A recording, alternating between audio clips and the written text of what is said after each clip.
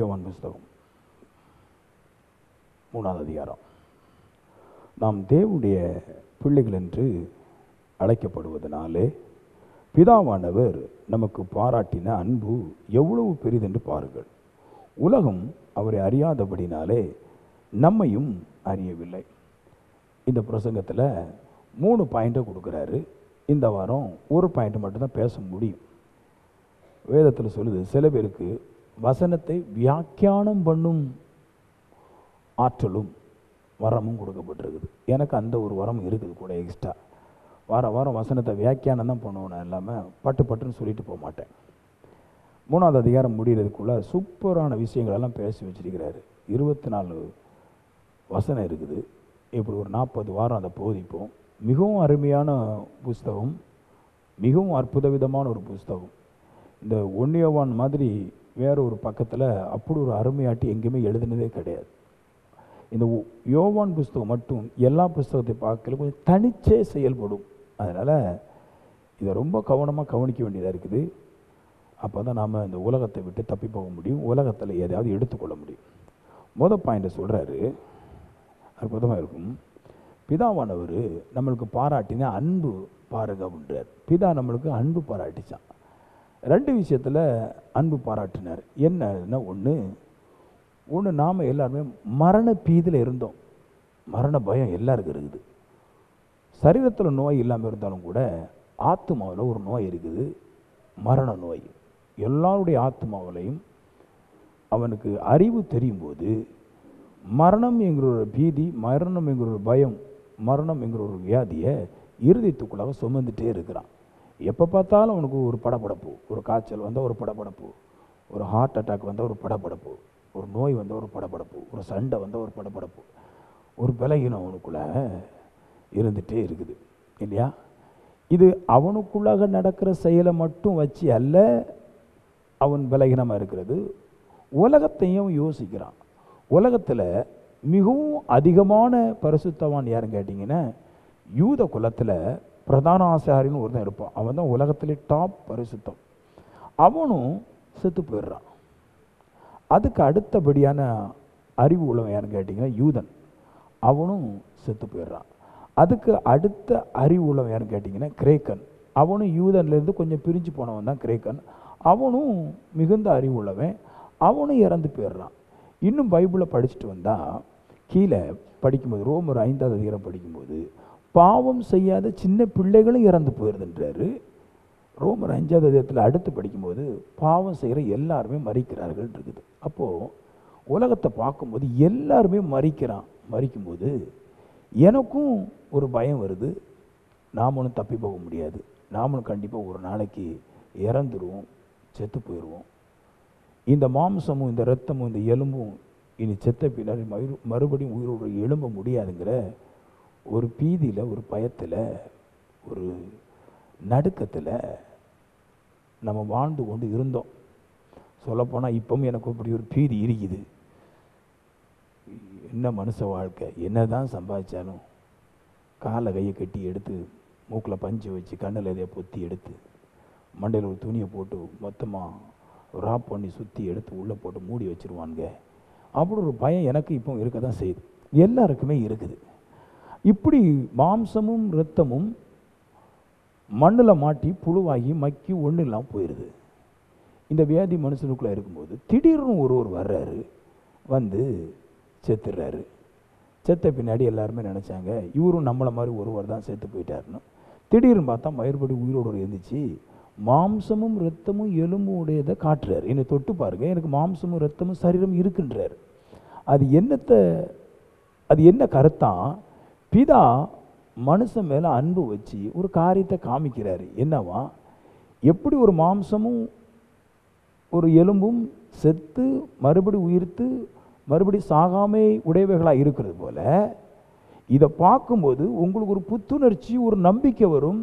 எந்த மாம்சமும் எந்த சரீரமும் சாவாமையை அணிந்து கொள்ளும்படிக்கான ஒரு கிருபையை, ஒரு அன்பை மனுஷனுக்கு தேவன் காமிக்கிறாராம். இதை பார்க்கும்போது நம்ம எல்லாம் இயேசுவை பார்க்கும்போது இயேசு எந்திரிச்சிட்டாரு, இயேசு உயிரோடு எந்திரிச்சிட்டாரு, அவர் கடவுள் அப்படின்றதுக்காக இயேசுவை பூமிக்கு கொண்டு வரல கர்த்தர்.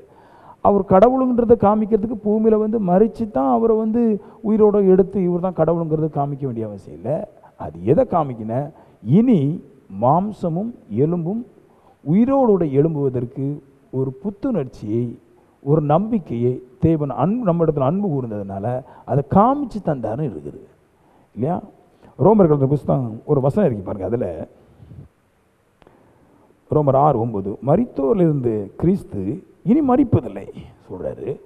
இயேசு ஒரு நேரம் மரித்தார், உயிரோடு எழுந்திச்சிட்டாரு, இனி அவர் மறிக்க மாட்டார்ன்றார். அவர் இயேசுன்னு சொல்லிடக்கூடாது நீங்கள், அது மாம்சமும் ரத்தமும் அந்த பாணியில் தான் பார்க்கணும். இயேசு அவர் கடவுள் எந்திரிச்சார் அப்படின்னு சொல்லக்கூடாது. இயேசு கடவுளாக இருந்தாலும் அவர் மாம்சமும் ரத்தமும். அப்போ மாம்சமும் ரத்தமும் உடைய ஒரு வல்லமை உயிரோடு எழும்பிட்டு அப்படின்னா இனி நாம் எல்லாரும் எழும்ப முடியும் என்று ஒரு நற்செய்தியை தேவன் அன்பு கூர்ந்து பிரகடனப்படுத்துகிறார். எல்லாம் கேளுங்க அப்படின்றாரு. எதுக்கு பயப்படுறீங்க, இன்றைக்கி எல்லாரும் மரணத்தை குறித்து எதுக்கு பயப்படுறீங்க, இங்கே கேளுங்க அப்படின்றாரு. மனுஷன் மேலே அன்பு கூர்ந்து ஒரு பெரிய செய்கையை உங்களுக்கு நான் காட்டிருக்கிறேன் அப்படின்னு முதலாவது பெருசாட்டு ஒரு வல்லமையை அன்பு கூர்ந்த மனுஷனுக்கு காட்டினார். இன்னொரு அன்பு என்னது, அவர் பாராட்டின இரண்டாவது அன்பு என்னென்ன, பாவம். நம்ம எல்லாரும் காலையில் முழிக்கிறோம், நைட்டு தூங்குகிறோம், எல்லாருமே பாவத்தை பார்த்து பாவம் செஞ்சு தான் எந்திரிச்சு தூங்குகிறோம். எல்லாருமே அப்படி தான் பாருங்கள். அது பிசாசு பாவத்தை எப்படி தெரிஞ்சு பாருங்கள்.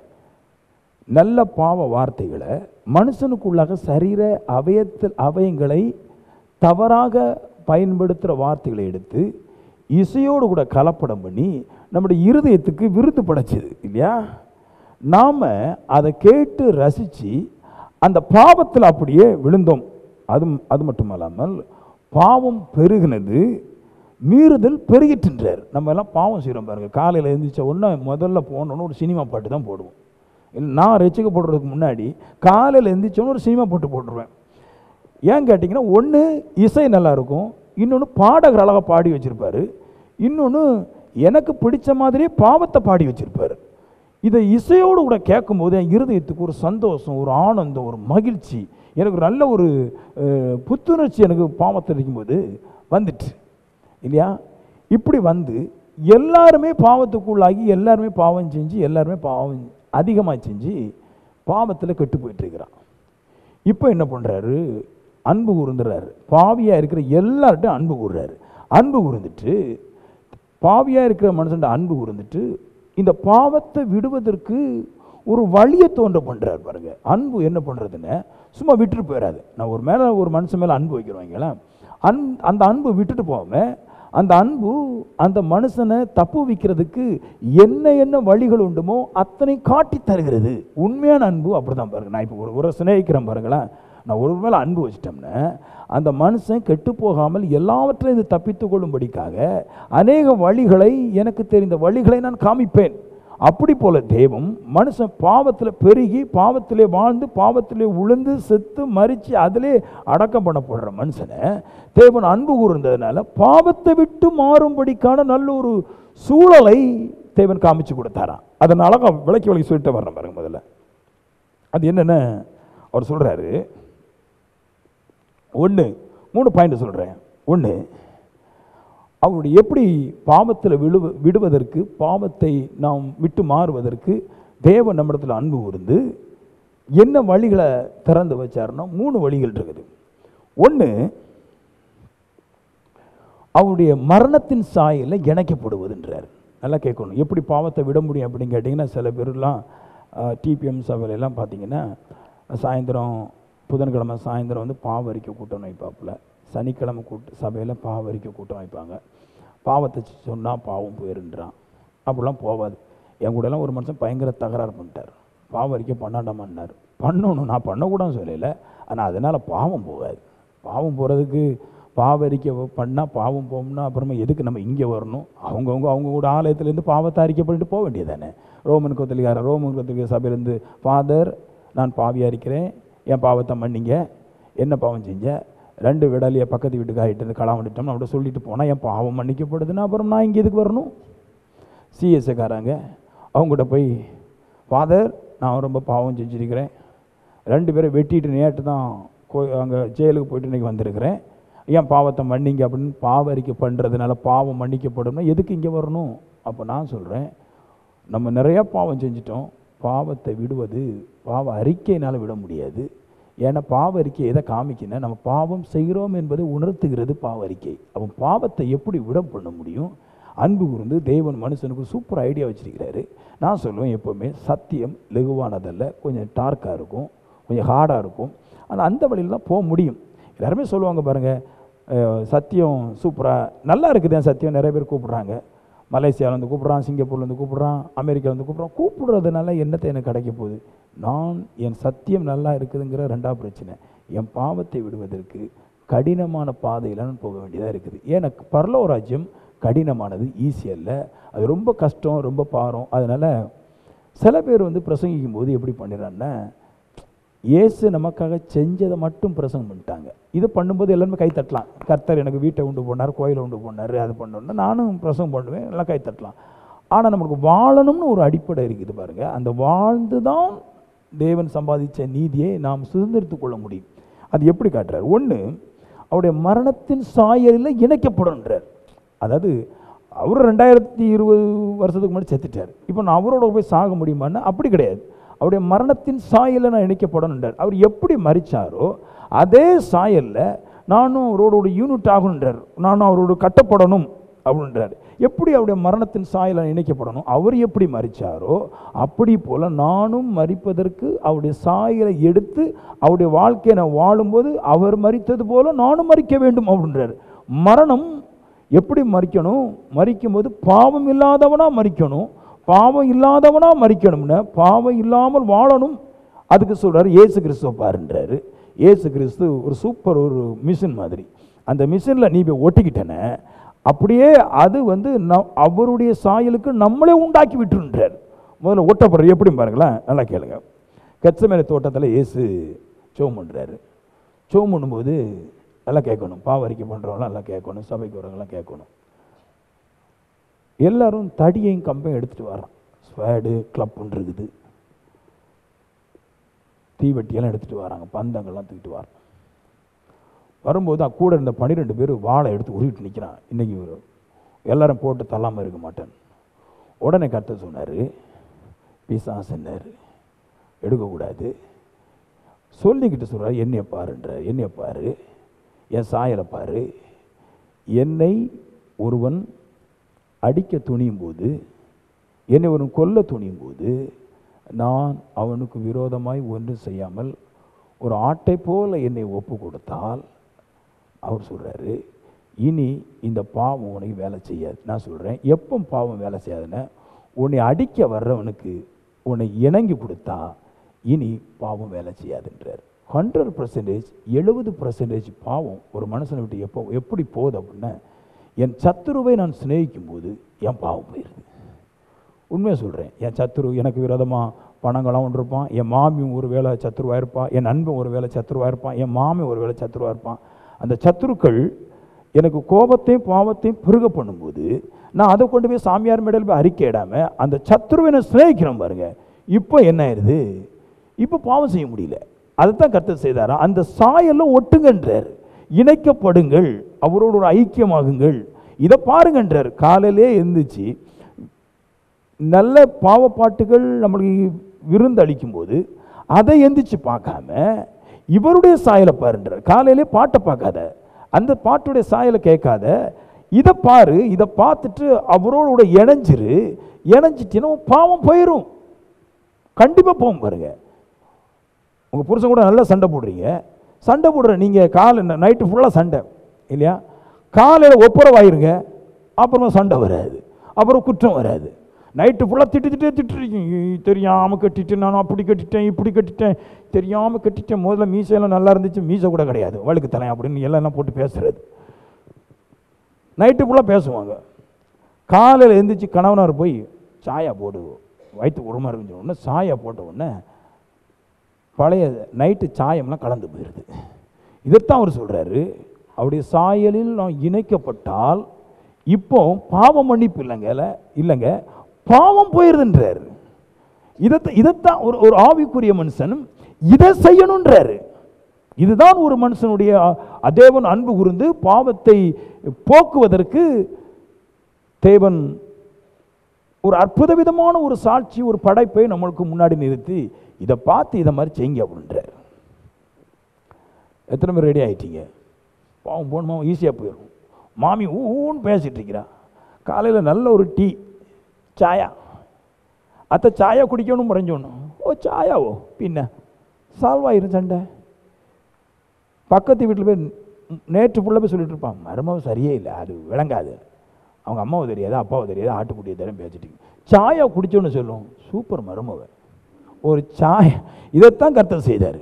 அடிக்க வந்தவனை யாரை தேடுகிறீர்கள்னாரு, அது இயேசுவை தேடுறோம். எதுக்கு அங்கேயும் ஓடிட்டு இருக்கிறீங்க? நான் தான் அந்த இயேசு, பேசுவாங்கன்னாரு. எல்லாம் சரியாயிடுச்சு. ஹலோ, அதான் இங்கே சொல்கிறாரு, பாவம் நிவர்த்தியாக்கப்படுவதற்கு அவருடைய சாயலில் இணைக்கப்படுங்கன்றார். ஒன்று. அடுத்து ஒரு பாயிண்ட் இருக்குது, பாவம் போகிறதுக்கு சூப்பர் ஐடியா சொல்கிறார். எல்லாம் நம்மளை அன்பு கூர்ந்து தேவன் நம்மளுக்கு எல்லாம் வெளிப்படுத்தி வச்சிருக்கிறார். ரெண்டாவது பாயிண்ட் சொல்கிறாரு, ரோமர் 6:6. இப்போ இதுக்கு முன்னாடி சொன்னது ரோமர் 6:5. இப்போ ரோமர் 6 சொல்கிறாரு, அவரோடு கூட உங்களை சிலுவையில் அறைங்கள் அப்படின்றார். நல்லா கேட்கணும், சிலுவையில் அறையிறதுன்னா என்னது அப்படின்னு கேட்டிங்கன்னா, என் சுய பலத்தினால் என் கட்டை பேர்த்து கொண்டு வராதபடி இருப்பது, அதுதான் சிலுவையில் அறையிறது. ஒரு மனுஷனை சிலுவையில் அரைஞ்சிட்டா இனி என்னதான் முயற்சி பண்ணாலும் அந்த சிலுவை விட்டு அவனால் இறங்கி வர முடியாது. ஏன்னா அடி ஒன்று அப்படி இருக்கும். இந்த கையெல்லாம் இங்கே வச்சுட்டு இந்த சிலுவையில் ஏன் அரைகிறாங்கன்னா, சிலுவைங்கிற புனிதம் இல்லை. நிறைய பேர் சிலுவை தூக்கி தோளில் போட்டுட்டு சிலுவை யாவத்துக்கும் தோளில் போட்டு அந்தளவு போகிறாப்புல. சிலுவை ஒரு புனிதம், சிலுவை யாவும் ஒரு புனிதம் தூக்கிட்டு போயிட்டுருக்காப்புல. அது சிலுவையோட மாடல் என்னதுன்னா, அது புனிதம் கிடையாது. அதுக்கு மேலே ஒரு மனுஷனை வச்சு அரைஞ்சா இனி ஒரு போதும் அந்த மனுஷன் அதில் இருந்து இறங்கி வர முடியாது. அந்த மாதிரி கையை நீட்டி வைக்கிறதுக்கு ஒரு பக்கம் அங்கே ஒரு அறை, இன்னொரு பக்கம் கையை நீட்டி வச்சு இங்கே ஒரு அறை, ரெண்டு காலை ஒன்றா சேர்த்து வச்சு இங்கே ஒரு அறை, தலையில் கிரீடம், இப்படி வச்சு ஒரு மனுஷனை தூக்கி மாட்டும் போது என்ன ஆயிடுறான், அவனால் உரிமிட்டு வர முடியாது, ஆட முடியாது, அசை முடியாது. எதுக்கு வைக்கிறாங்கன்னா, அவன் சுயபலத்தினால இனி ஒருபோது சிலுவையில் அறைந்தவன் வெளியே வரக்கூடாது. அப்படி போல் நீங்களும் உங்களை சிலுவையில் அறைங்கள் அப்படின்றார். அதாவது கட்ட பாவத்தில் உங்கள் சுய எண்ணத்தினால் பாவம் செய்வதற்கு வர முடியாதபடிக்கு உங்களுடைய எண்ணத்தை தேவனுக்குள்ளாக கட்டி வைங்கள்ன்றார். அதுக்கு சொல்லிட்டு சொல்கிறாரு, எண்ணத்தை கட்டணும். எண்ணத்தை கட்டிட்டு சொல்கிறாரு, பாவ சரீரத்திற்கு ஊழியம் செய்யாதபடி முதல்ல சொல்கிறார். என்ன செய்யக்கூடாதுன்றாரு, முதல்ல நீங்கள் பாவத்தை விடணும் அப்படின்னா. ரெண்டாவது பாயிண்ட் சொல்கிறார், பாவ சரீரத்திற்கு நீங்கள் ஊழியம் செய்யாதிருங்கள் அப்படின்றார். இது எப்படி அப்படின்னு சொல்லுது, நல்லா கேளுங்க. பாவ சரீரம்னா என்ன அப்படின்னா, இயேசு கிறிஸ்துவை தவிர எல்லாருடைய சரீரமே பாவ சரீரம். என் சரீரம் பாவ சரீரம், பிரசங்கத்தை கேட்குற உங்கள் சரீரம் பாவ சரீரம், மரியாளுடைய சரீரம் பாவ சரீரம், சீசருடைய சரீரம் பாவ சரீரம், பிரதான ஆசாரியர்களுடைய சரீரம் பாவ சரீரம். ஏன் மோசேயுடைய சரீரத்தை குறித்து பிசாசுக்கும் தேவனுடைய தூதனுக்கும் தர்க்கம் வந்துச்சான். இந்த சரீரத்தை என்னுடையதுன்னு உலகத்திலேயே இந்த வேதாமத்தை படிக்கும்போது ஒரே ஒரு சரீரத்துக்கு மட்டும்தான் தேவம் தர்க்கம் பண்ணிச்சுன்றார். ஒரே ஒரு சரீரத்துக்கு மட்டும். அது யாருடைய சரீரம் அப்படின்னா, மோசையுடைய சரீரம். மோசையுடைய சரீரத்துக்கு மட்டும்தான் தேவன் தர்க்கம் பண்ணிச்சான். இந்த சரீரத்தை நான் தரைய மாட்டோம்னு தேவன் எடுத்துகிட்டு போச்சான். அவ்வளவு பரிசுத்தமாக இருந்தார் பாருங்க. அந்த பரிசுத்தமானுடைய சரீரம் கூட பாவ சரீரமா. என்ன சொல்கிறாரு, இங்கே யாருமே எந்த மனுஷனும் பாவ சரீரத்திற்கு ஊழியம் செய்யக்கூடாதுன்றார். நீங்கள் அதுக்கு போய் இப்போ என்னையுமே புகழ்த்திட்டு இருக்கக்கூடாது. பாஸ்டர் நல்ல பாஸ்டர் தெரியுமான்னு சொன்னீங்கன்னா கண்டிப்பாக நீங்கள் பாவத்தை தான் ஒழிவீங்கன்றார் இல்லையா. பாவம் ஒழியணும்னா பாவத்தை புகழ்த்தக்கூடாது. என்னை விட்டு பாவம் போகணும் அப்படின்னா பரிசுத்தரை அல்லாமல் வேறொரு சரீரத்திற்கு நான் ஊழியம் செய்யக்கூடாதுன்றார். நீங்கள் பார்த்தீங்கன்னா இப்போலாம் அவன் ஏன் இங்கே போடுறாருன்னா, பாவ சரீரத்துக்கு நீங்கள் ஊழியம் செய்யக்கூடாதுன்றாரு. பாவத்தை போக்குறது ஏன்னா, நீங்கள் பாவ சரீரத்திற்கு ஊழியம் செய்யும்போது பாவம் தான் உங்களை ஒட்டிக்கணும். எப்படின்னு சொல்கிறேன் பாருங்களேன். என் கையில் வந்து ஒரு இங்கு டப்பா இருக்குது. நான் அந்த இங்கு டப்பாவை எடுத்துக்கிட்டு சிந்திக்கிட்டும் அதை முத்திக்கிட்டும் அதை தொடச்சிக்கிட்டு இருந்தோம்னா அதுதான் எனக்கு ஒட்டிக்கிடும். அப்போ சொல்கிறார், யார் யார் பாவ சரீரமோ அந்த பாவ சரீரத்திற்கு நீங்கள் ஊழியம் செய்யாதிருந்தால் ஆட்டோமேட்டிக்காக பாவம் கலைந்து போயிருந்து. தேவன் கொடுத்த மாபெரும் பிரமாணம். தேவன் மனுஷனிடத்தில் அன்பு கூர்ந்து பாவம் செய்யக்கூடாதபடிக்கு அற்புத விதமான ஒரு வெளிப்பாட்டை தந்திருக்கிறார். எந்த ஒரு மனுஷனும் பாவ சரீரத்துக்கு வேலை செஞ்சுறாரு. கொடியாத்த போயிடாத, கொட்டு போட போயிடாது. எனது பாவம்ன்றாரு. பாவ சரீரத்திற்கு வேலை செஞ்சால் பாவம் கண்டிப்பாக செய்வேன்றாரு. எந்த சீசனும் யாரும் கிறிஸ்து இயேசுவை தவிர எல்லாமே பாவம்ன்றது. எந்த ஒரு பாவ சரீரத்திற்கும் ஊழியம் செய்யக்கூடாதுன்றார். உங்கள் சரீரத்திற்கும் ஊழியம் செய்யக்கூடாது. அப்படி ஊழியம் செய்யாமல் இருக்கும்போது அடுத்த கட்ட பாவம் நம்மளை விட்டு அகன்று போயிடுது. ஒன்று விட்டுறாங்க, பாவத்தில் ஒன்று விட்டுறான். அப்புறமா சொல்கிறது, ஏன் புள்ள பாவம் செஞ்சுட்டு, குடும்பக்காரங்களை பார்த்து சொல்லுவாங்க, புள்ள தப்பு பண்ணிட்டுனா நீங்கள் அதை சரி பண்ணக்கூடாதா? ஏங்க, பாவத்துக்கும் ஊழியம் செய்ய கொண்டு போனால் பாவம் தான் வந்து செய்யும். பாவத்தை ப்ரைஸ் பண்ணுறதுக்கும் பாவத்தை துதிக்கிறதுக்கும் பாவத்தில் ஜெபிக்கவும் போனால் பாவம் தான். அஸ்திபாரம் பாவமாக இருந்தால் பாவம் தான் கிளம்புன்றாரு. தெய்வம் பாவமாக இருந்தால் பாவம் தான் கிளம்பும். ஒரு அரசியல்வாதி புதுசாக அரசியல் தொடங்கும் போது அவர் சொல்கிறாரு, அரசியல் அமைப்பு நல்லா இருக்குது, ஆனால் தலைவர்கள் நல்லா இல்லை அப்படின்றார். அது 100% உண்மை. பாருங்க, ஒரு தலைவன் சரியாக இருந்தால் அதுக்கு கீழே இருக்கிற தொண்டருங்க கரெக்டாக இருப்பாங்க. நான் சொல்லுவேன், தெய்வம் பரிசுத்தமாக இருந்தால் அந்த தெய்வத்துக்கு கீழே இருக்கிற எல்லா மனுஷனும் பரிசுத்தமாக இருப்பான். தெய்வம் பாவமாக இருந்தால், மரணம் உள்ளவைகளாக இருந்தால் எல்லா மனுஷனும் பாவம் மரணமும் செய்வான். அப்போ அழகாக தேவர் காமிச்சு சுட்டி காட்டுறாரு, எந்த ஒரு மனுஷனும் பாவ சரீரத்திற்கு ஊழியம் செய்யாத. ஒரு மாபெரும் சத்தியத்தை சொல்லிடுறேன், நீங்கள் ஜெபத்தை பிடித்து கொண்டு எங்கேயும் நீங்கள் அலக்களிக்கப்படாதிருங்கள், நீங்கள் பாதாளத்துக்குள்ளே விழ முடியும். எல்லாரும் ஜெபம் தான் வச்சிருக்கிறான், ஜெபம் பண்ணுவோம், எல்லாம் ஜெபிக்குது பாருங்க. பட் ஹோலி எங்கே இருக்கு அப்படின்னா, பிதாவாகிய தேவன் சுட்டி காட்டின கர்த்தரா இயேசு கிறிஸ்துவின் மாம்சத்தையும் அவருடைய இரத்தத்தையும் புகழுகிறானே, அதுதான் ஹோலின்றார். அதை பிடிச்சிக்கங்கன்றாரு. பாவம் ஆட்டோமேட்டிக்காக கலந்துரும். 3, பாவ சரீரம் ஒளிந்து போகும் பொருட்டு அப்படின்றாரு. எப்படி சிலுவையில் கட்டப்படணும் அப்படின்னா, நல்லா கேளுங்க. இஸ்ரவேலில் சிலுவையில் அடிப்பாங்க பாருங்க. இஸ்ரவேலில் சிலுவையில் அடிப்பாங்க இல்லையா? சிலுவையில் அடித்த உடனே செத்த உடனே கலத்திட மாட்டாங்க. இப்போ நீங்கள் இதுக்கு ஒரு உதாரணம் சொல்கிறேன் பாருங்களேன். இங்கே இருந்து நிறைய பேர் ஜெயிலுக்கு போகிறாங்க, ஏதோ ஒரு பிரச்சனையில் மாட்டிக்கிடுறாங்க. அங்கே செத்த பின்னாடி சில பேருடைய சரீரம் மட்டும்தான் வீட்டுக்கு வரும். முக்கால்வாசி சரீரம் செத்த பின்னாடி அங்கேயே கிட்னியை உருவி அங்கேயே மூடிடுவாங்க. ஏன் அப்படின்னா, அந்த இடத்துல போய் வாங்குவதற்கு பணமும் பொருளாதாரமும் ஆள்பிடி இல்லாதவன் பிள்ளை அங்கே கொடுக்கும்போது அப்படியே விட்டுறான். பிள்ளை ஜெயிலில் மாட்டும்போது தாய் போய் வாங்க மாட்டா, ஏன்னா தாய் வயசாகி சேர்த்துடுறா. இனி சகோதரர் இருப்பாங்க, சகோதரர் போக மாட்டாங்க, ஏன்னா சகோதரருடைய மனைவிமார்க்க சொல்லுவாங்க, நம்மளுக்கு தேவையில்லாத வம்பு போன வேந்தால போய்னு விட்டுருவாங்க. இப்படி போல் சிலுவையில் ஒருத்தன் அறையும் போது இயேசு கிறிஸ்துடைய மாம்சத்தை வாங்குறதுக்கு ஒருத்தன் வந்தான். அவன் பெரிய பணக்காரன், அவன் அங்கே இருக்கிற ஆள் கூட இருந்தவன், அதனால் இயேசு கிறிஸ்துடைய மாம்சத்தை வாங்க முடிந்தது. அப்படி இல்லாமல் இருந்தாலும் இயேசு கிறிஸ்துடைய மாம்சம் அங்கே தொங்கிட்டு தான் கிடக்கும். எது வரைக்கும் தொங்கும்? அவர் சொல்கிறாரு, அந்த மாம்ச சரீரம் ஒளிந்து போக மட்டும் சிலுவையில் தொங்குன்றார். குறைஞ்சபட்சம் நான் சொல்லுவேன், ஒரு 2-3 வாரமாக தான் அங்கே தொங்கும். அந்த மாம்ச சரீரம் ஒளி மட்டும் அந்த சரீரத்தை அங்கேருந்து எடுக்க மாட்டாங்க. அப்படியே அங்கே இருந்து அது புழுவெடுத்து அது ரத்தம் உருகி கடத்தில் எலும்பு மட்டும் தொங்கி அதையும் கழுகுகள் கொத்திட்டு போய் மண்டை ஓடு மட்டும் தான் தனியாக கிடக்கும். அதில் வேறு ஒன்றுமே கிடையாது. அதனால தான் இயேசு கிறிஸ்துவை தொங்க விட்ட இடத்துக்கு பேர் மண்டை ஓடு. கபாலஸ்தலம் அப்படின்னு என்ன அர்த்தம்? மண்டை ஓடுன்னு அர்த்தம். ஏன் அப்படின்னா, அங்கே கொண்டு தொங்க போடுறவன் எல்லாரும் அங்கே இருக்கிற கட்டையோடையும் அங்கே இருக்கிற மண்டையோடு கூட ஐக்கியமாகி விடுவான். அங்கேருந்து யாருமே தூக்கிட்டு வர முடியாது, எல்லா மண்டை ஓட்டெல்லாம் கிடக்குது பாருங்க. அப்போ நான் சொல்கிறேன், இப்படித்தான் ஒரு மனுஷன் பாவத்தை போக்குவதற்கு தேவன் வழி உண்டாக்குனார். நீங்கள் தேவனோடு கட்டப்பட்டு விட்டால் அந்த மாம்ச சரீரம் ஒளிந்து போக மட்டும் உங்களுடைய கட்டுகளை ஒரு காலமும் அவரிடத்திலிருந்து பிரிக்கக்கூடாது. நீ இயேசுக்கு சொந்த பிள்ளை ஆகிட்டீங்கன்னா, இயேசு தேவனை ஏற்றுக்கொண்டீங்கன்னா, இனி ஒருபோதும் அந்த சிலுவையில் இருந்து அந்த கட்டில் இருந்து அதை எடுத்து சந்தர்ப்ப சூழ்நிலைக்காகவும் தேவைக்காகவும் மனுஷன் பாவி தான் பாவம் செய்வான் என்பதற்காகவும் அங்கே இருந்து எடுத்து பாவ சரீரத்திற்கும் பாவ சரீரம் ஏன் போடுறோம்? எல்லாமே பாவ சரீரம். எந்த ஒரு பாவ சரீரத்திற்கும் நம்மளை ஐக்கியமாக்கி கொள்ள வேண்டும் என்று எப்போமாவது நம்ம விரும்புகிறோம்னா இந்த பரிசுத்த வாழ்க்கை வாழ முடியாமல் போயிடும். அடிக்கடி ஓய்வு நாளுக்கு முன்னாடி போய் ஆண்டவரே நான் பாவம் செஞ்சுட்டேன் சொல்லதான் முடியுமே தவிர பரிசுத்த வாழ்க்கைக்கு மாற முடியாதுன்றார். மாற முடியணும்னா ஒரு முறை இயேசு எல்லாருக்காக மரித்தார். அந்த ஒரு முறை பல நேரம் வரும். ஒரு முறை மரித்தார், ஒரு முறை எந்திரிச்சார். நான் சொல்றேன், ஒரு முறை இயேசுவை ஏற்றுக்கொண்டவன் இனி மறுமுறை இயேசுகிட்ட வரக்கூடாதபடிக்கு அந்த ஒரு முறையே அவரோடு கூட மரிக்கிறதா இருந்தால், அந்த சரீரத்தை அவருக்கு சொந்தமாக்கிட்டால் இனி பாவம் செய்ய மாட்டான். கர்த்தர் அற்புத விதமான சத்தியத்தை கொடுத்துருக்கிறாரு. ஆனால் அதை செய்ய முடியாது பாருங்க. அதான் அங்கே தான் பிரச்சனை இருக்குது. எல்லாரும் செய்ய முடியாது. நம்ம என்ன பண்ணுவோம்? இப்போ நான் ஒரு மனுஷன் பாருங்க, நான் பிரசங்கம் பண்ணுறேன். சந்தர்ப்ப சூழ்நிலை நான் ஒரு டாக்டராக படிக்க வேண்டியது இருக்குது.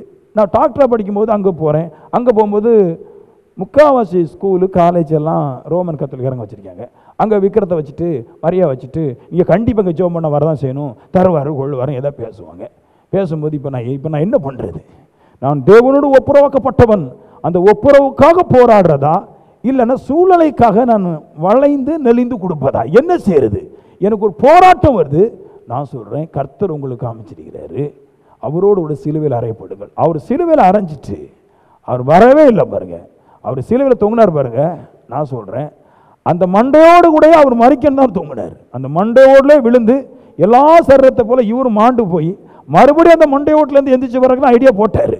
ஆனால் என்ன பண்ணுறதுக்கு, அவரை அன்பு கூர்ந்தவர்கள் அங்கேருந்து எடுத்து தண்ணி அவர் கலரில் வச்சு மூடிட்டாங்க. அவருக்கு தெரியும், செத்த பின்னாடி எப்படி நான் உயிரோட எந்திரிக்க போகிறேன், எந்த கலரில் வச்சாலும் எந்திரிச்சு வருவேன். ஆனால் அவரோட நோக்கத்தில் தவறே கிடையாது. நோக்கம் ஒரு விஷயம் கூட தவறக்கூடாது. நான் அதை அடிக்கடி சொல்லுவேன் பாருங்க. ஒரு பெண்ணு பார்க்க போறீங்க, உடனே தேவனுக்குள்ளாக கட்டப்பட்ட நீங்க உடனே ரிலீஸ் ஆகிடுவீங்க. அதிலிருந்து ஒரு ஒரு ஒரு வேலைக்கு போறீங்க, வேலையில் சக்ஸஸ் இல்லைன்னா உடனே கட்டிலேருந்து நீங்கள் விடுதலை ஆகி விடுகிறீர்கள். அவர் சொல்கிறார், அப்படி ஆகக்கூடாது. பாவம் போனோம்னா என்னைக்கு நீங்கள் தேவனில் கட்டப்பட்டீங்களோ அவ்வளோதான், இனி என்னுடைய வாழ்க்கையில் அந்த கட்டிலிருந்து அவிழ்ந்து வருவதற்கு வாய்ப்பே இல்லைங்கிற முழு நிச்சயத்தோடு கூட நீங்கள் நடந்து கொள்ளுங்கள். அப்படி நடந்து கொள்ளும்படிக்காக தேவன் உங்களுக்கு வெளிப்பாட்டை வச்சிருக்கிறார். அப்படி தான் வச்சிருக்கிறார். வரங்களை தட்டிடுங்களா இருக்கா? ஏமேன், ஆமேன் சொல்லுங்களேன். ஏமேன். அவர் பிரசங்கம் பண்ணின விதம், யோவான் பிரசங்கம் பண்ண விதமெல்லாம் நான் சொல்லுவேன், ஒவ்வொரு பிரசங்கத்தில் 5000 பேர் 10,000 பேர் வச்சுக்கப்பட்டுருவான். ஏன்னா இந்த பிரசங்கம் அப்படி இருக்குது. சூப்பர் பிரசங்கம். சில பேர்லாம் அந்த பாவம் செய்கிற கூட்டத்தாருக்கு சொல்லுவோம் பாருங்க, கடவுள் மன்னிக்க தான் செய்வார், அவருடைய வேலையை மன்னிக்கிற வேலை தான். அப்போ இந்த பிரசங்கமெல்லாம் சும்மா எழுதி வச்சிருக்கிறாரு. உங்களை பாவம் செய்ய விடக்கூடாது என்பதற்காக உங்களிடத்தில் அன்பு கூர்ந்து, மனுஷனை அவருக்கு தேவையே கிடையாது, ஆனால் அன்பு கூர்ந்ததுனால அவருடைய மகாபெரிய சத்தியங்களையும் ஞானங்களையும் உங்களுக்கு முன்னாடி விவரித்து காட்டி உங்களை பரிசுத்தத்திலிருந்து எடுப்பதற்கு அவர் போடுற போராட்டங்களை வீணாக போயிருது. பவுல் சொல்கிறார், நான் உங்களுக்காக பிரயாசப்பட்டு விருதோ, அந்த மாதிரி தேவன் உங்களுக்காக பிரயாசப்பட்டது விருதோ. சின்ன சின்ன பொருளுக்காக நீங்கள் சின்ன சின்ன பொருட்களுக்காகவும் சின்ன மனுஷனுக்காகவும் பொருட்களுக்காகவும் மாம்சங்களுக்காகவும் ஊழியம் செஞ்சு தேவனை விட்டு பிரிஞ்சு போனீங்களே, இது எப்படிங்கிறாரு. நம்ம எல்லாரும் மாம்சத்துக்கு ஊழியம் செய்யக்கூடாதுன்னு சொன்னார். அதில் ஒரு விஷயம், நாம் பெற்ற பிள்ளைகளும் ஒரு மாம்சம். இந்த மாம்சத்துக்கு நம்ம ஊழியம் செய்ய போயிடுறோம். எங்கேயாவது ஒரு மாப்பிள்ளை வந்துச்சு, எங்கேயாவது ஒரு பொண்ணு வந்துச்சுன்னா உடனே அந்த சரீரத்திற்காக ஊழியம் செஞ்சு எப்படியாவது அது நல்லா இருக்கணும், நம்ம நல்லா இருக்கணும். இதுதான் பார்க்க போகிறோம். நம்ம நித்திய ஜீவன் போகிறத பற்றியோ நாம் இங்கே கையின் பிரயாசம் ஆசீர்வதிக்கப்படுறத பற்றியோ பேசுறது கிடையாது. நம்மளுக்கு இங்கே நம்ம ஒன்று செஞ்சால் அது வாய்க்கணும், நம்ம நித்திய ஜீவனுக்கு போகணும், எதுவுமே கிடையாது. பாருங்க, மனுஷனை மாதிரி உலகத்திலே மூடணும் அறிவில்லாதவன் யாருமே கிடையாது. சின்ன சின்ன பொருட்களுக்காக தேவனை மறுதளிச்சுட்டு போயிடுறான்ற. முதல்ல என் அன்பை பற்றி பேசுகிறாருன்னா, அவருடைய அன்பு எவ்வளோ பெருசு அதான் நான் காமிக்க போகிறேன். அடுத்த கட்டம் சூப்பர் அன்பு. ஆனால் நம்ம அப்படி கிடையாது. சபைக்கு வரும்போது சத்தியத்தை கேட்கும்போது ஏதோ கொஞ்சம் புல்லரிச்ச மாதிரி இருக்குது, சத்தியம் சரிதான்றோம். ஆனால் வெளியே போன உடனே அது எல்லாரும் வச்சிருக்கிறாங்க பாருங்க. நம்ம ஆவிக்குரிய ஊழியக்காரங்களை முன்னாடி சொல்லி விட்டுருக்கிறாங்க. ஆமீன். எல்லாரும் கூடி இருந்து ஜெபம் பண்ணுவோம். சில பேரும் இந்த சூமில் ஜெபம் பண்ணுறா, அந்த மூஞ்சை பார்க்கும்போது சூம் பண்ணியே பார்க்க முடியல, அவ்வளோ மோசமாக இருக்கு. அவள் ஜெபம் பண்ணி ஒரு நாள் கூட அவங்க புருஷனோட சந்தோஷமாக இருந்தது கிடையாது. ஆனால் வாழ்நாள் முழுவதும் சூம் ஜெபம் போடுறாப்புல. ஆமீன். நல்ல ஐடியா யாருக்கும் கொடுத்தது கிடையாது, நல்லவங்களாம் மாற்றுறது கிடையாது. ஏன்டாலும் ஒரு தான் ஐடியா கேட்டுட்டு கெட்டே போக மாட்டான். அந்த அளவு அற்புத விதமாக அந்த மனுஷனுக்காக பேசுவேன் நான். ஏன்னா நான் ஜெபத்தை நம்புகிறேன், ஆனால் அதை பார்க்கலும் பரிசுத்த வாழ்க்கையை 100% நம்புகிறேன். நான் ஜெபம் பண்ணிவிட்டு 4 பேருக்கு கெடுப்பதா, இல்லைன்னா ஜெபம் பண்ணாமல் 10 பேருக்கு நன்மை செய்வதா, எது பெஸ்ட்டு? நான் சொல்லுவேன், ஜெபம் பண்ணி 4 பேருக்கு கெடுக்கிறத பார்க்கலும் ஜெபம் பண்ணாமல் தேவனுடைய சத்தியத்தின்படி வாழுகிற பரிசுத்தவானுக்கு நான் 1000 மடங்கு நன்றி சொல்லுவேன். ஏமேன், ஆமேன் சொல்லுங்களேன். ஏமேன். தேவனுடைய அன்பை ஒன்று சொல்லிட்டு போகிறேன். எல்லாம் ரோமர் 5வது அதிகாரம் திருப்புங்க, 6வது அதிகாரம். அதில் ஒரு வார்த்தையை பேசிட்டு போட்டு, தேவ மகா அன்பை பற்றி பேசாமல் தேவன் பாவத்திலேருந்து நம்ம மாறும்படிக்கான ஒரு அன்பை தேவன் விவரித்து பண்ணிட்டு போயிருக்கிறார். அதை பற்றி சொல்லட்டும். ரோமர் 6:10 அவர் மரித்தது பாவத்திற்கென்று ஒரு தான் மரித்தார். அற்புத விதமான வார்த்தை. இது என்ன அப்படின்னா, இயேசு செத்தார் பாருங்க. சாகும்போது பாவத்துக்காக செத்தார்னு ஈஸியாக சொல்லிட்டு போகக்கூடாது. அதோடைய ரெவலேஷன் என்னென்ன, பாவிகளுக்காக, எல்லா பாவிகளுக்காக அவர் செத்தார்ன்றது. அதான் பரிசுத்தம். எப்படி பரிசுத்தத்தை அடைந்தார் போட்டு பாருங்க. எந்த பாவியையும் தன்வசப்படுத்தாமல் எல்லா பாவிக்காகவும் தன்னை பரிசுத்தமாக்கி கொண்டு எல்லாரையும் சிநேகித்தார் இருக்குது. இதுதான் பரிசுத்தமாக்கப்படுதலுடைய உச்சம். அப்போ நான் சொல்கிறேன், நீங்கள் ஒவ்வொருவரும் எப்படி உங்களை பரிசுத்தமாக்கி கொள்ள வேண்டும்? இயேசு கிறிஸ்துவின் சாயலை நீங்கள் அணிந்து கொள்ளுங்கன்றாரு. ரோமர் 6:10 படி அவர் மரித்தது பாவத்துக்கு என்று மரித்தார். நான் சொல்கிறேன், நீங்கள் சாகும்போது எப்படி சாகணும் அப்படின்னா, பாவிகளுக்காக வாழ்ந்து, துன்மார்களுக்காக வாழ்ந்து, அக்கிரமக்காரனுக்காக வாழ்ந்து, அவனுக்காக நீங்கள் மரிக்கும்போது நான் சொல்லுவேன், தேவ அன்பு வெளிப்படுத்தப்பட்டதை நீங்கள் கண்டு அப்படி வாழும்போது இனி உங்களுக்கு பசி, பட்டினி, குறைவு, தாழ்ச்சி எதுவும் இருக்காது. கண்டிப்பாக இருக்காது. நீங்கள் உங்களுடைய நல் நடத்தை உங்களை அடுத்தடுத்த கட்டத்துக்கு வேறொரு மனுஷனாய் மாற்றி விடுகிறது. நான் இப்போ சொல்கிறேன், நான் உங்கள் மாமி, உங்கள் அப்பா, உங்கள் அம்மா, உங்கள் சகோதரர்கள் உங்களை குற்றம் சொல்லும்போது நீங்கள் அவர்களுக்காக சிறிது வாழ்ந்திருந்தால் நான் சொல்லுவேன், இப்போ 1000 மடங்கு நன்மைகளை கர்த்தர் உங்களுக்கு கொடுத்து தந்துடுவார். நம்ம யாருக்காகவே வாழலை, ஆனால் நம்ம எதிர்பார்க்குறோம், எனக்கு நிறைய வேணும், எனக்கு நிறைய வேணும், கடவுள் எனக்கு தந்தாயினா. நிறைய பேருடைய கேள்வியில் பார்த்துருக்கீங்களா, கடவுளை எனக்கு தாங்க, கடவுளை எனக்கு தாங்க. எல்லாருமே ஜெபம் பண்ணி தாங்க தாங்க தாங்க தாங்க தான் கேட்குறாங்களே தவிர, யாராவது ஒரு ஆளாவது போய் ஆண்டவரே உமக்கு சித்தமானதை நான் செய்ய வந்திருக்கிறேன் அப்படின்னு பேசுனது கிடையாது. இயேசு மட்டும் தான் அப்படி பேசுனது. இதோ ஆண்டவரே ஒரு சரீரத்தை ஆயத்தப்படுத்தினீர், உமக்கு சித்தமானதை செய்தோ நான் வருகிறேன்னார். அவர் மட்டும்தான் அவருடைய ஜெபத்தில் இனி உம்ம விருப்பத்தின்படி வாழ வரேன்னார். மிச்சம் எல்லாருமே ஓடி போய் ஆண்டவரை தரக்கூடாதா, எனக்கு பசியாக இருக்குது ஆண்டவரே, என் வீட்டு வாடகை கொடுக்க முடியல ஆண்டவரே, எனக்கு பொருளாதாரத்தில் பிரச்சனை ஆண்டவரே, என் வீட்டில் அப்படி ஒரு பிரச்சனைக்கு ஆண்டவரே, என் பையனுக்கு பிரச்சனைக்கு ஆண்டவரே, இந்த பிரச்சனையே தான் கடவுள்கிட்ட சொல்கிறீங்களே தவிர பிரச்சனை இருக்கிறவனுக்காக நீங்கள் வாழ துணியவில்லை என்றார். என்னைக்கு பிரச்சனை இருக்கிற மனுஷனுக்காக வாழ்கிறீங்களோ அப்போவே நீங்கள் பரிசுத்தவன் ஆக்கி விட்டீர்கள். தேவனுடைய அன்பை உங்களுக்கு காமிச்ச போது அதை கண்டு கொண்டு வாழ்ந்து விட்டீர்கள். இனி உங்களுக்கு சோதனையும் பாடும் வேதனையும் துக்கமும் உங்களுக்கு கிடையாது அப்படின்றார். சரி, இது 2வது பகுதி போயிடுவோம். இந்த 2வது பகுதி என்னென்ன, தேவன் காட்டிய அன்பை பற்றி பேசணும். மேலான அன்பு, 5 வகையான அன்பை கர்த்தர் ஒரு மனுஷனுக்கு காமிக்கிறார். நல்லா கேட்கணும். இந்த 5 வகையான அன்பையும் நீங்கள் தேவன் உங்களுக்கு காமிச்சிருக்கிறாரு. இந்த அன்பில் நீங்கள் நடக்கும்போது உங்கள் வாழ்க்கை நல்லா இருதுன்றார். அன்பு, தேவன் அன்பு காட்டும்போது என்ன செய்ய முடியும்? ஒன்று, அவர் உங்களுக்காக மரிக்க முடியும். இன்னொன்று, அவர் சேர்த்து வைத்ததை எடுத்துக்கொள்ளும்படிக்காய் உங்களுக்காக போதிக்க முடியும். இப்படி தான் அன்பை காட்ட முடியும், இல்லையா? சரியான அன்பு அப்படிப்பட்டது தான். பாருங்க, நல்லா கேளுங்க. நான் என் பையன் மேலே அன்பு வச்சிருக்கிறேன். நான் அன்பு வச்சோன்னா மொத்தமாக அப்படி அள்ளி கொண்டு என் பையன் கையில் ஒன்றும் கொடுக்க மாட்டேன். அது அன்பு இல்லை, அது அறிவு இல்லாமல். புரியுதா உங்களுக்கு? நான் பணம் சேர்த்து வச்சிருக்கிறேன் பாருங்க. இந்த பணத்தில் சேர்த்து கொண்டு என் பையனுக்கு 18 வயசு வந்தோடனே உனக்கு ஒரு 2 கோடி ரூபா கையில் வச்சுக்க, ஊர் சுற்றுன்னு சொல்ல மாட்டேன். அப்போ அன்புனா என்னது? காசை சம்பாதிச்சு எடுத்து மனுஷன் கையில் கொடுக்கறதில்ல. நீங்கள் நினைக்கிறீங்க கடவுள் அன்பாக இருந்தால் நம்ம கையில் எல்லாத்தையும் தந்துடுவார். கிடையாது. அன்புனா அப்படி கிடையாது. அன்புனா உனக்காக சாக முடியும். நான் என் பையன் அன்பு விடுறேன் பாருங்க, அவனுக்கு கடினமாக உழைக்கிறேன். இன்னொன்று, அவனுக்காக சேர்த்து வைக்கிறேன். சேர்த்து வச்சுட்டு அவனுக்காக உயில்களையும் நல்லவைகளையும் எழுதி கொடுக்குறேன். என்னைக்கு என்னுடைய கட்டுப்பாட்டுக்குள்ள அவன் வர்றானோ அப்பொழுதே நான் அவனுக்காக சேர்த்ததெல்லாம் என் இருதயம் தாங்காமல் அவனுக்கு கொடுத்து விடுகிறேன். இதுதான் அன்பு. அப்போ அன்புனா என்னது? நீங்கள் ஆண்டவரே நீர் என் மேல் அன்பாக இருக்கிறதாருங்க. எல்லாருடைய கேள்வியும் தான் பாருங்க. வாரமும் போகிறோம்ல இதுதான் கேட்கான். தேவையில்லாமல் பிரச்சனை விழுந்துட்டு பிரச்சனையை நீ விடுதலை ஆக்குங்க. தேவையில்லாமல் பேக்கி பார்த்துட்டு ஆண்டவரை பேயிலேருந்து நீ விடுதலை ஆக்குங்க. தேவையில்லாமல் குடிச்சிக்கிட்டு கர்த்தாவே எனக்கு இனிமேல் நன்மை தரலை, தேவையில்லாமல் மற்றவங்களுக்கு விரோதம் பிரச்சனை பண்ணிட்டு கர்த்தாவே எனக்கு நன்மை தரலை, இதைத்தான் பேசுகிறாங்களே தவிர நான் சொல்லுவேன், சபைக்கு 90% பேர் கடவுள்கிட்ட ஜெபம் பண்ணி கேட்கத்தானே வர்றாங்களே தவிர கடவுளுக்கான ஒரு வாழ்க்கை வாழ இங்கே யாரும் வர்றது கிடையாது. கடவுளுக்காக வாழ்க்கை வாழத்தான் உங்களை அழைச்சார தவிர அவர் கேட்க அழைக்கவே இல்லை. நீங்கள் அவர்கிட்ட கேட்கணும்னு அவர் விரும்புகிறாருன்னா அவர் அங்கேருந்து இங்கே சாக வேண்டிய அவசியம் இல்லை. அங்கேருந்து ஒரு சத்தத்தை போட்டுருவார், எல்லாரும் என்ன இடத்துல கேளுங்க நான் தர்றேன்றார். அவர் வந்ததே அவருடைய அடிச்சுவடுகளை நான் பின்பற்றும்படிக்காக தான் வந்தாரே தவிர அல்லோலியா அல்லோலியா சோத்திரம் சோத்திரம் சோத்திரம் இதெல்லாம் ஒரு பிரசங்கம். இதெல்லாம் கேட்கறதுக்கு கூட்டம் கூட்டமாக மக்கள் போகத்தான் செய்கிறாங்க. அல்லோலியா அல்லோலியா கர்த்தாவை எனக்கு தரக்கூடாதா? அல்லேலுயா. தேவ அன்பு என்னதுன்னு தெரிந்து, மகா பெரிய அன்பு என்னதுன்னு தெரிந்து அதில் வாழும்போது நல்லா வர்றோம். ஆமீன் சொல்லுங்களேன். வாழணும் நம்ம எல்லாரும். ஆமீன். எல்லா சபைக்காரும் நல்லா ஜபிக்கட்டு துதிக்கட்டு ஆராதிக்கட்டு தப்பில்லை.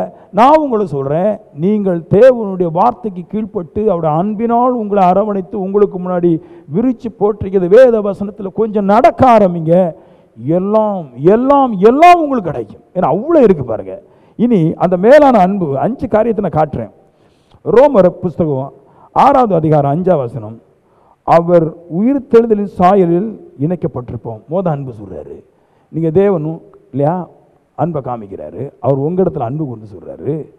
எப்படி இயேசுவை தேவன் உயிரோடு எழுப்பினாரோ அப்படியே தெய்வம் உங்களை இயேசு கிறிஸ்துவை போலவே உயிரோடு எழுப்புவார் அப்படின்றார்.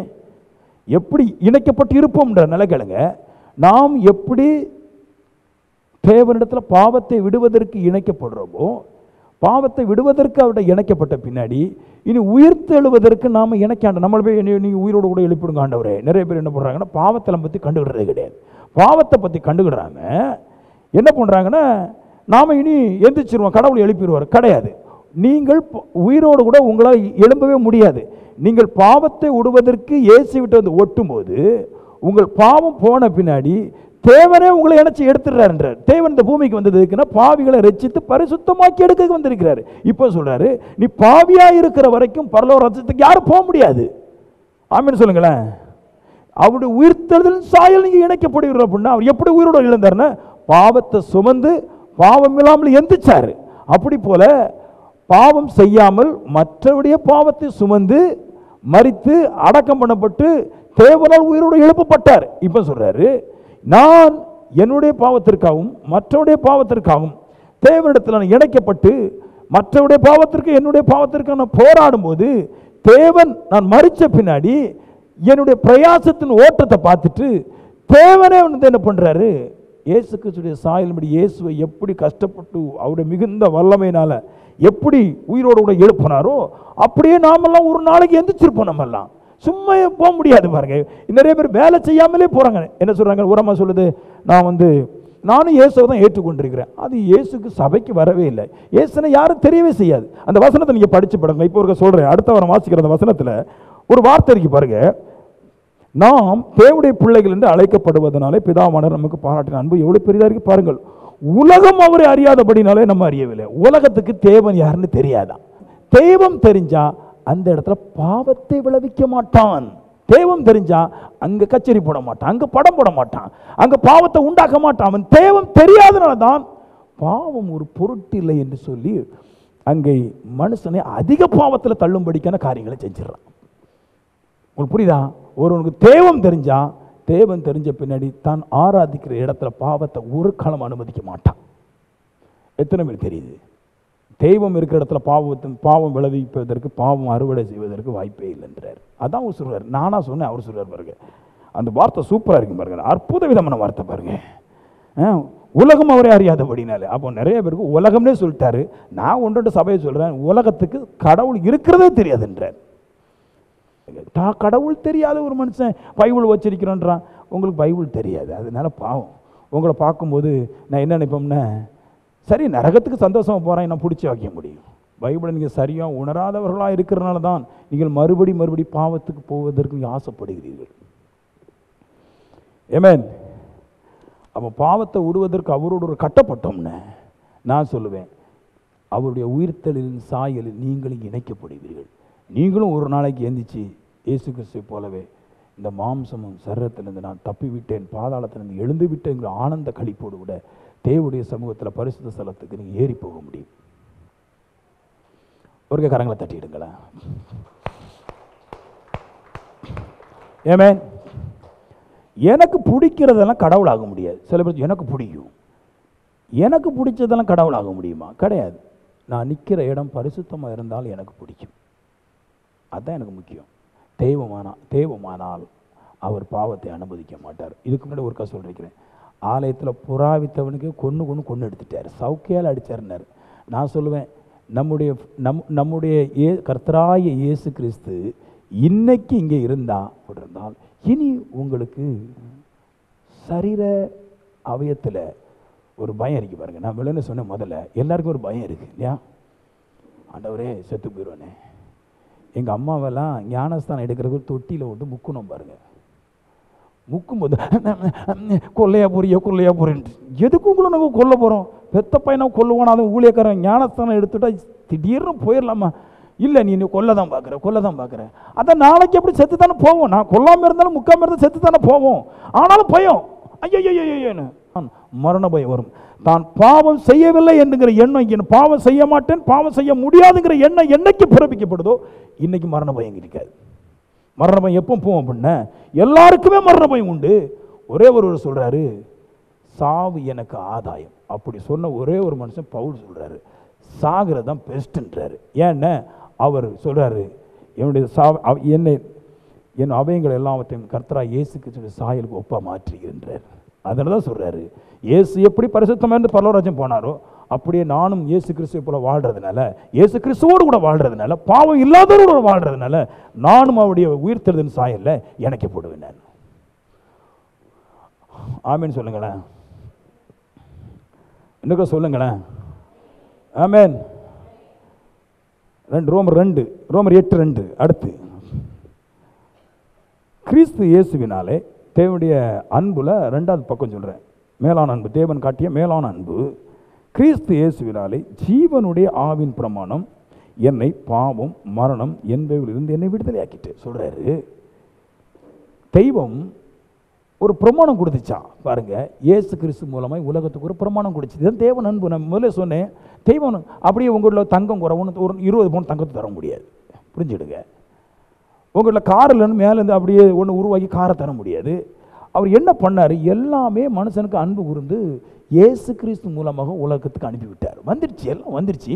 வந்தது எப்படியா வந்துச்சு, இயேசு கிறிஸ்து மூலமாய் வசனமாய் வந்துச்சு. அவர் சொல்றாரு பிரமாணம்ன்றார் பாருங்க, இயேசு கிறிஸ்துவினாலே ஆவின் பிரமாணம்னால ஒரு வசனம் தான்.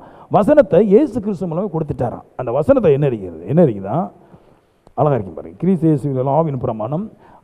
அந்த இயேசு கிறிஸ்து மூலமாய் கொடுக்கப்பட்ட அந்த வார்த்தையை, அந்த பிரமாணத்தை படிக்கும்போது பாவம் மரணம் என்கிற பிரமாணத்திலிருந்து நான் விடுதலை ஆக்கிட்டேன். எப்படி நல்ல கேளுங்க, உலகம் முழுக்க பாவ பிரமாணம். நான் சொல்றேன், மரியாவை இன்க்ளூட் சேர்த்தா சொல்றேன், பாவ பிரமாணம் வச்சிருக்கிறாங்க. ஏன்னா முதல்ல சொன்னேன், பாவ சரீரத்திற்கு ஊழியம் செய்யக்கூடாதுன்னு சொல்றாரு.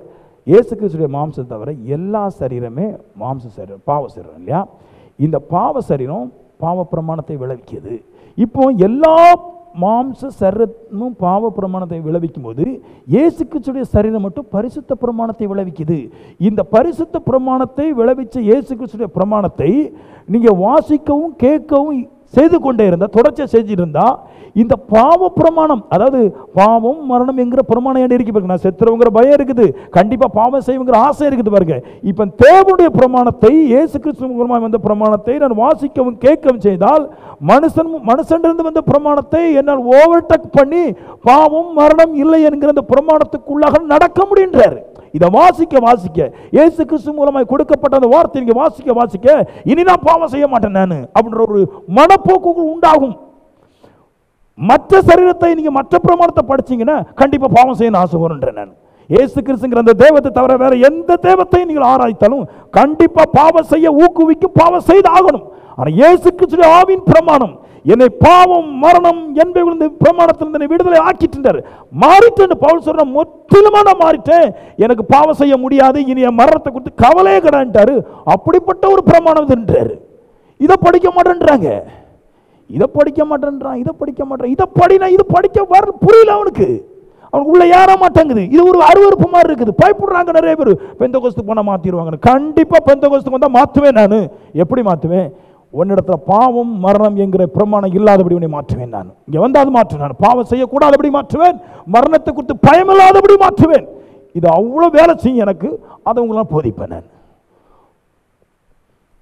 இது அவ்வளவு வேலை உள்ளது. தேவனுடைய பிரமாணத்தை பாருங்களேன், தேவனுடைய மேலான அன்பு. இதை படிக்க தந்திருக்கிற படின்றார். இதை வாசிக்க பாவம் உடப்பட்டு ஓடும். இதை வாசிக்க மரண பயம். சில வீட்டில எல்லாம் நோய் வரும் பாருங்க, காய்ச்சல் வந்தா மனைவி மருக தூங்கவே மாட்டாங்க. ஏன்டெல்லாம் ஒரு அண்ணன் இறைச்சிட்டு, ஏன்னே காய்ச்சல் வந்தால் என்னால் முடியாது, அதுக்கு என்ன பண்ணி போறீங்க? மனைவி பிள்ளையெல்லாம் வறுத்து எடுப்பேன் நான். எனக்கு வந்து தண்ணி காய்ச்சி தரமாட்டா, தெரியாமல் கட்டிட்டேன், தொடச்சி விட மாட்டா, நான் செத்தவனுக்கு சம்பளம் எங்கிருந்து வரும்? போட்டு உடைக்கிறது, தூள் கிளப்புறது. எதுக்கு அப்படின்ன? ஏன் இந்த பிரமாணம் உங்களுக்கு வேலை செய்த பொண்ண? எதுக்கு இந்த பிரமாணம் உங்களுக்கு வேலை செய்யுது? சில பேர்லாம் வயிற்றால போயிடக்கூடாது. குழம்புல என்னத்தை போட்டான்னு தெரில, கல்யாணத்தோட முதல்ல போட்ட சாப்பாடு மாதிரியே இருக்குது, படாத பாடுபடுத்துது. எதுக்கு பயப்படுறீங்கன்றாரு. அது குழம்புனால வந்த வித்தியா இருக்கலாம், இல்லைன்னா மாமினால வந்த வித்தியா இருக்கலாம், பேயினால வந்த வித்தியா இருக்கலாம். நான் சொல்கிறேன், தேவ பிரமாணம் ஒன்று இருக்குது, அது உங்களுக்குள்ள வேலை செய்தா பாவம் மரணம்லாம் உங்களுக்கு ஒன்றுமே செய்யாதுன்ற, அதெல்லாம் வேலையே செய்யாது. போ அப்படி அந்த போயிரு. நிறைய பேர் பாவத்தினால செத்து போகிறான், நிறைய பேர் மரண பயத்தினால செத்து போகிறான். இது நான் சொல்கிறேன், ஆவியின் பிரமாணம் உள்ளே வந்துச்சுன்னா. இந்த ஆவின் பிரமாணம் யார் போடுறது தெரியுமா? இயேசு கிறிஸ்துவின் உண்டால ஆவின் பிரமாணம். இதில் ஆவின் ஒரு வார்த்தை போடுறோம், ஆவின் பிரமாணம் அப்படின்னா எல்லாமே மாம்ச பிரமாணம். இயேசு கிறிஸ்துக்குள்ள மட்டும்தான் ஆவியான இருந்தார், அதனால தான் ஆவின் பிரமாணம். ஆமீன் சொல்லுங்களேன். வேற யாரும் ஆவி பெறலைங்க. ஆமீன் சொல்லுங்களேன்.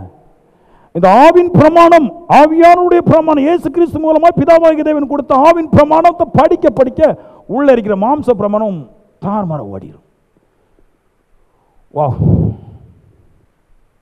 உண்மையா சொல்றேன், இந்த ஆவின் பிரமாணம் ஒரு ஸ்திரீக்குள்ள உள்ள ஹார்ட்ல போயிட்டுனேன், குரங்கும் பேசியிருந்த புருஷனை அத்தானும் பேசிடுவாய் நீ.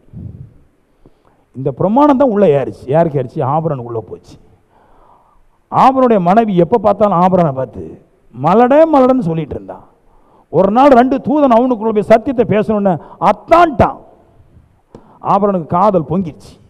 இனி நீ செத்த, வா நீ குழந்தை தரம் விட மாட்டேன்ட்டான்.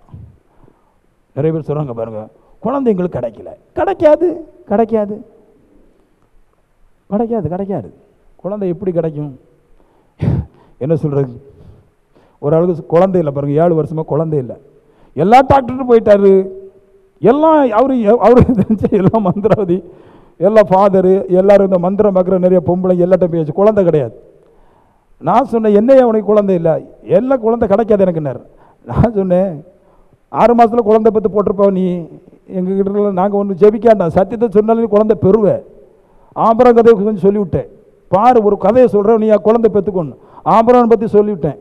எப்பா மனைவி இடத்துல அன்பாக பேசப்பா, மனைவி ஒன்றே அன்பாக பேசட்டும், மனைவி ஒன்றே அன்பாக பேசட்டும், நீ அன்பாக பேசு. அன்பாக பேசும்போது ஆட்டோமேட்டிக்காக 2 பேருக்குள்ள ஒன்று பொங்கிடும், அதுக்கு பேர் தான் லவ், இன்னும் குழந்தை உண்டாயிரும். பேசி ஆரம்பித்தான், 5000 ரூபா சம்பளம் அனுப்பி விட்டான் கப்பலில் இருந்து. பாஸ்டருக்கு 5000 ரூபா காணிக்க வச்சுடுது. ஈஸி வேலையெல்லாம் இருக்குது, செய்ய மாட்டான் மனுஷன் இந்த பிரமாணத்துக்குள்ளே வரமாட்டான் பாருங்க. பேய்கிட்ட போவான், பேய்க்கு பார்ப்பான், மாம்சத்தை பற்றி பேசுவோம், எல்லாத்துட்டும் போவான். ஆவியின் பிரமாணத்தில் வரமாட்டான். ஆவி சரத்துக்கு உட்புகுந்து வேலை செய்ய அதுக்குள்ளே வரமாட்டான். அன்பு காட்டினார், மேலான அன்பு. புதவிதமான ஒரு பிரமாணத்தை தந்திருக்கிறார். நீங்கள் படிக்கும்போது கிறிஸ்து இயேசுவினால் உண்டான ஆவியின் பிரமாணத்தை மட்டும்தான் படிக்கணும், இதைத்தான் வாசிக்கணும்.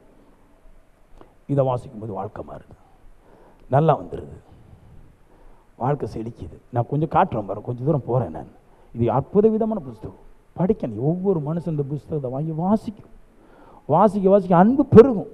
மனைவியை பார்த்து நான் சொல்கிறேன், உங்கள் மனைவி 75 வயசு ஆகிறாலும் இந்த பிரமாணம் உள்ளே இருந்துச்சுன்னா சொர்க்க மாதிரி தான் தெரியவா.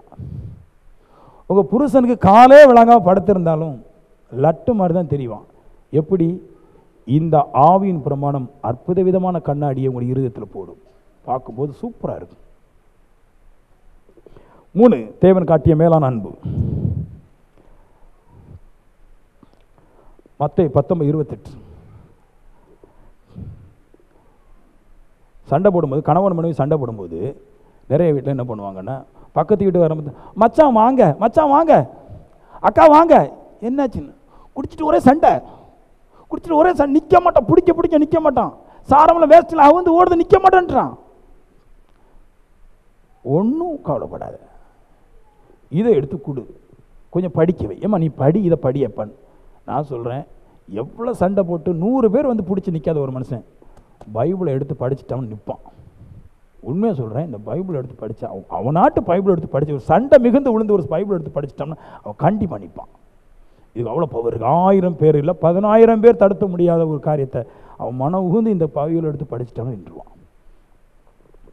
3, தேவன் காட்டிய மேலான அன்பு. மத்தேயு 19:28. இது கொஞ்சம் நேரம் போட்டு. மறுஜென்ம காலத்தில் மனுஷகுமாரன் தம்முடைய மகிமுள்ள சிங்காசனத்து மேல் வீற்றிருக்கும்போது, மறுஜென்மம் இருக்குது நம்மளுக்கு. ஏமேன். நான் ஒரு அக்காட்ட போய் கேட்குறேன், அக்கா அந்த நித்திய ஜீவனை பற்றி தெரியுமா? அது நீங்கள் மட்டும்தான் போவீங்களா, அது எங்கே இருக்குது அப்படின்னு கேட்டுச்சு. நான் அந்த பொண்ணுகிட்ட கேட்பேன், நீ தானம்மா அந்த கோயிலில் வந்து வாசகம்லாம் வாசிப்ப, ஆமாம் தருவாங்க. எங்களுக்கு அந்தோனியார் சுவாமியாக இருக்கிறார், ராயப்பர் புனிதராக இருக்கிறாருன்னு அதை வாசிப்பேன். அந்த நித்தியஜீவனை பற்றி எனக்கு தெரியாதான் கேட்டேன். யாருக்கு தெரியும்? அது பெந்தகோஸ்துக்காரங்க தான் போவாங்களாம், சொல்லிட்டு ரோடு ஆந்துறாங்க அப்படின்னு சொல்லிச்சு. ஆனால் பாவி, எனக்கு என்னடா பைபிள் படிச்சிருக்கிற நீ? இங்கே எழுதுகிற பாருங்க, மறுஜென்ம காலத்திலே, மறுஜென்மம்னு ஒன்று இருக்குது. அந்த ஜென்மத்தில் ஒரு காலம் ஒன்று இருக்குது. அந்த காலத்திலே மனுஷகுமாரன் தம்முடைய மகிமை உள்ள சிங்காசனத்தில் வீற்றிருக்கும்போது, யார் வீற்றிருப்பான்றாரு? இயேசு கிறிஸ்து சிங்காசனத்தில் வீற்றிருப்பார். ஆமென். வேற யாரும் அங்கே இருக்க மாட்டான். இருக்கும்போது இதெல்லாம் சொல்லிட்டு தான் போகணும். ஒரு அண்ணன் சொல்றாரு, ஃபர்ஸ்ட் பிதா, ஆமா, 2 ஜீசஸ், ஆமா, 3 மேரி. நான் இங்க சொல்றேன் பாருங்க, மறுஜென்ம காலத்திலே மனுஷகுமாரன் தம்முடைய மகிமையுள்ள சிங்காசனத்தில் வீற்றிருக்கும் போது, என்னை பின்பற்றின நீங்களும் இஸ்ரவேலின் 12 கோத்திரங்களையும் நியாயந்திருக்கிறவர்களாய் இருப்பீர்கள். நியாயந்திருக்கிறவர்களாய் சிங்காசனத்தின் மேல் வீற்றிருப்பீர்கள் என்று மெய்யாக உங்களுக்கு சொல்லுகிறேன். இவர் சொல்றாரு, நான் இருப்பேன், அப்புறமா 12 சீசர்கள் நீங்கள் எல்லாம் இருப்பீங்க இல்லையா? இருந்து உங்களை நியாயாதிபதியாக நான் வச்சிருப்பேன். பிதா மேலே இருப்பார், செகண்டை நான் இருப்பேன், கீழே 12 இஸ்ரவேலுடைய கோத்திரத்தையும் நியாயம் விசாரிக்க நீங்கள் இருப்பீங்க. நாம் எந்த கோத்திரம் தெரியுமா உங்களுக்கு? நாம் எல்லாம் யூதா கோத்திரம். யூதா ராஜாவாக இயேசு கிறிஸ்துவை ஆராதிக்கிறதுனால யூத கோத்திரம், சரியா? அப்போது மாம்சத்தின்படி யூத கோத்திரம், ஆவின்படி தேவனுடைய குமாரன் நம்ம ஆராதிக்கிறோம். சரி, இப்போ என்ன சொல்கிறார்? தேவனுடைய அன்பு என்ன? ஏன் இந்த 12 பேரையும் நம்மளை நியாயம் விசாரிக்க வைக்கிறது அப்படின்னா, அவன் தேவனை ஏற்றுக்கொண்டு படாத பாடுபட்டு படாத வேதனையிலும் படாத துக்கத்திலும் கர்த்தரையே ஏற்றுக்கொண்டு அவன் மரித்ததினாலே, அவன் ஜீவ காலம் முழுவதும் அவன் தேவனுக்காக பட்ட வேதனையை அவன் அறிந்திருக்கிறதுனாலே, நாம் தேவனை ஏற்றுக்கொண்டு அதன் மூலமாக வருகிற வேதனைகளை உணர்வுகளெல்லாம் அவன் அறிந்து நம்மளுக்கு கிருபை காட்டும்படிக்கு அப்படி ஒரு தேவ அன்பு இப்படி வெளிப்பட்டு சென்றார். 5வது நபர் நிர்வாணம். பசி வேற, நிர்வாணம் வேற. பசி சரீரத்துக்கு, குடலுக்கு சம்பந்தப்பட்டது. நிர்வாணம் மொத்தமும் வாழ்க்கை சம்பந்தப்பட்டது, பொருளாதாரம். யோபை பற்றி சொல்லுது, அவன் நிர்வாணியானான் இருக்குது. அதாவது சொத்து துறவு எல்லாவற்றையும் பிடுங்கிட்டு போயிடும், புருஷன் கிருஷன் பிள்ளைங்களெல்லாம். அதான் நிர்வாணம். பிரச்சனைகள் வந்தால், நீங்கள் அன்பு கூர்ந்தால் பிரச்சனை வரும்போது விட்டுட்டு போயிடுவீங்க. நாசம் மோசம் பட்டயம் இப்படி எல்லாம் வரும்போது விட்டு ஓடுவீங்க. இப்போ சொல்கிறாரு, கிறிஸ்துடைய அன்பை விட்டு பிரிப்பவன் யார்? தெய்வம் உங்கள் மேலே அன்பு வச்சுருந்தா, நான் சொல்கிறேன், இந்த 7 நபர் வந்து உங்களுக்குள்ளே வந்தாலும் நீ தேவனை விட்டு போக மாட்டாய். இதான் காட் லவ். தேவ அன்பு வேற, மனுஷ அன்பு வேற. மனுஷ அன்பு பொல்லாது. ஆமென். நான் ஆண்டவர்கிட்ட எப்பயும் ஜெபிங்க, ஆண்டவர் நீரே என்ன லவ் பண்ணும். நான் லவ் பண்ணுறது கொஞ்சம், நான் எப்பவுமே கடவுள்கிட்ட சொல்லும்போது, ஆண்டவரே நீர் என்ன பிடிச்சிக்கணும், முடிஞ்சாலும் நான் பிடிச்சிக்கிடுறேன், ஆனால் அப்பப்போ மாம்ச சிந்தை போயிடுறேன், நீவை பிடிச்சா விட மாட்டியாரு.